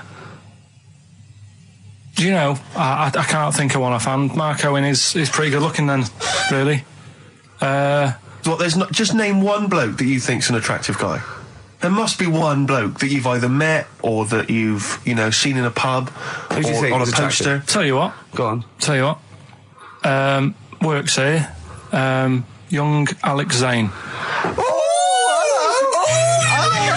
Alex! Well, we know Alex, maybe we can fix you up. Oh, I love you, Alex. You've got so much. I just like the way, the things that interest me, I remember. Things like snakes not having ears and stuff. Yes. I didn't have to read about that. No, you just learned that, yes. You saw it on the telly, didn't you? You saw it on that Ian Wright programme. Yeah. Yeah. And this is what Karl said to me. He said, it's actually, I called Karl up in the week, and Reese was with him. Reese used to be on XFM, and he took the phone, and he went, Karl's worried, I've seen that programme. He said, snakes don't have ears, right? He said, so you can creep up on them and pick them up. And he said, Karl's worried. He said, how'd you ever put them down again? Because then they know that you're there. I woke up the other night quite late. Worried about that. And I said to my girlfriend, how do you put a snake down? And she said, what are you talking about? I said, that Ian Wright thing, this guy managed to pick up a snake. And do you know that thing where they clamp its head on a jar to get the poison out? I do now. Right? They did that, but they didn't show you how they got rid of it, and I thought, it could really get nasty, because it's obviously annoyed that you've had its head pressed in the jar. Yeah. Right? They hate that. Now... Especially as it's in front of their mates. When you lift it off, Yeah. right, you've got hold of it. Yeah. If you go to chuck it down, it's going to turn on you. It's going to go wild, isn't it? So, I just wondered. Well, what you do is you never put it down, Carl. Yeah, that's why that bloke has got about 11 or 12 just carrying him. Exactly. Yeah, you never put it down. You sling it. Who cares? You just throw it, don't you, really far? That's not that. I don't think you should throw. But Carl, listen, don't worry. We're not asking you to get involved with snakes. Rick, I sometimes get off at the Tube at Tottenham Court Road if I want to look at the record shops before I come into XFM, and I always cut through Chinatown. Oh yeah. And every time I come through Chinatown, the same thought always strikes me. I always feel like I want to just gather all the little locals, all the little Chinese fellas, just gather them round and just go, guys, in what way is this a town? It's not, is it? This is not, at best, what you've got here is a novelty street. Yeah, Gerrard Street is not a town, No, mate. it's not a town. You've had this for like 100 years. It's not expanding. Yeah, yeah. You can't just call it Chinatown and claim it's a town. If I was them though and you did that, I go, what are you talking about? It is a town. It is a town. It's What, our in what town. way? It is a town. It's our town. We got all lots of stuff. Where's your church? Where's your mayor? We got a betting shop. Not enough. It is. See, all you've got here is restaurants. No, That does not a town make. no. Got a little supermarket with snacks. What does it sell? Snacks. Specifically, I would imagine crackers. Yeah, yeah. Do you want to buy a dragon? Do you want to buy an ornamental dragon? If I wanted to buy one, this is where I would. Do you want to buy a gold dragon? Is it made of gold? No, it's made of plastic, but it's sprayed gold. Do you want to buy that? It's not a town. It is a It's town. not a town. Yeah. And it annoys me because when I first came to London, I genuinely thought Chinatown was going to be this amazing, what they've got there is You'd hear a gong and every time we went in there, and there'd be rickshaws and people walking on those little sort of wooden shoes. You know those ones? They're brilliant. They are just comping around in them, but nothing. It's nothing. It's just.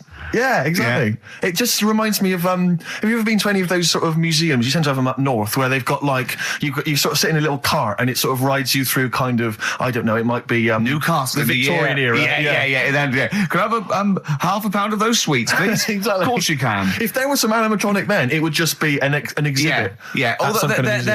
Their concession to being 100 years ago is that there's some scales in the shop and there's a horse outside. Yeah. That's it. That's it, exactly. Yeah. The traditional sounds and smells of old England. And the voice of going, of course, there was no television. Exactly. Amazing. Yeah. Amazing. Brilliant. Yeah. Welcome to Chinatown. Ding, ding, ding, ding, ding, ding. So it's not, it's a good point. Is that a piece of traditional music? Ding, ding, ding, ding, ding. Yeah. Is that some traditional Chinese music, or is that music that someone in this country wrote, thinking it sounded like Chinese music? I think it was the Vapors, wasn't it? Oh, is that what it is? That? Because it sounds so, that's the music, isn't it? But are you sure they didn't take that from some other source? It's that pentatonic scale, isn't it? What is it called? It's the black notes on the piano. Right, that's the one I can play along with EastEnders. Yeah. Do you know what I don't get with it? Go on. Chinatown. Yeah, Chinatown, because I always walk through it on the way to work. A couple of things annoy me. First of all, I think it's bad business, just because if you've got a Chinese restaurant, put it somewhere where there isn't any others. It's a good point. Yeah, but it's also a community. They're not just a theme park for other people. I remember going out one night with Suzanne and some friends, and you got there and there's so much choice. It's that dilemma of, forget it. Well, not really. Specifically, do you fancy Chinese? Well, no, but why don't you go to the one with the dead ducks hanging in the window? That's my favourite. That's the other thing as well. It's like, normally you put your good stuff in the window. If that's what's in the window. Yeah. Right? Yeah. And the other thing that annoys me, walking through it today, there's always lard on the floor. What, in the street? In the street. It is, honestly. I'm scared I'm going to slip over. It's because all the restaurants and that. But why is it? That's another point. Well, it's not oozing out of the restaurants. No, but why is it? I don't know what they do. Careful. Listen, no, but why is That's why they used to wear those little wooden shoes. No, okay, we've got... No, but the thing is as well, they try and wash it with water, which doesn't work with lard, and it's like oil. Famously, yeah. You know what I mean? Even I know that. Yeah, you've got to scrub it. So, you think sorted that out. Yeah. You think they'd know, wouldn't you? Yeah. All right. Anyway, thanks for your thoughts on Chinatown, Carl.